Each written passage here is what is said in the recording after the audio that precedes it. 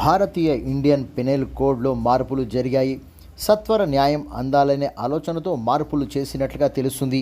ఇప్పటికే వందల సంఖ్యలో కేసులు పెండింగ్లో ఉండడంతో న్యాయశాఖలోని న్యాయమూర్తుల మీద, న్యాయశాఖలో పనిచేస్తున్న సిబ్బంది మీద, పోలీసు డిపార్ట్మెంట్లో పనిచేస్తున్న పోలీసుల మీద, జైళ్ల శాఖలో కూడా తీవ్రమైన భారం పడి పరిపాలన కుంటుపడుతున్న విషయాన్ని దశాబ్దాల కాలంగా పరిశీలించి అధ్యయనం చేసిన తర్వాతే న్యాయ కోవిధుల పర్యవేక్షణలో అన్ని రకాల చర్యలు తీసుకొని ఫలితాలు న్యాయంగా అందే విధంగా నిర్ణయాలు తీసుకున్నట్లుగా తెలుస్తుంది.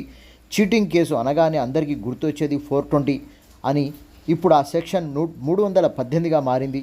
2024 జూలై 1వ తేదీ నుండి న్యాయ సంహిత చట్ట ప్రకారంగా ఇప్పుడు మార్పులు చేర్పులై అమలవుతుంది.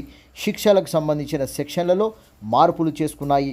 అనవసర సెక్షన్లను రద్దు చేసి మరికొన్నింటిని సరళీకృతం చేయడం జరిగింది. మొత్తం 511 ఇండియన్ పెనల్ కోడ్లు సెక్షన్లు ఉండగా ఇప్పుడు 358 వరకు కుదించారు. సెక్షన్ 6 నుండి సెక్షన్ 52 వరకు ఒకే విభాగం కిందికి వచ్చాయి.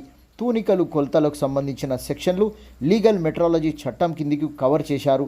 ఇండియన్ పెనల్ కోడ్ 302ను ఇప్పుడు 103గా మార్పు జరిగింది. హత్యాయత్నం 307 కింద ఉండగా ఇప్పుడు 109గా మార్చడం జరిగింది.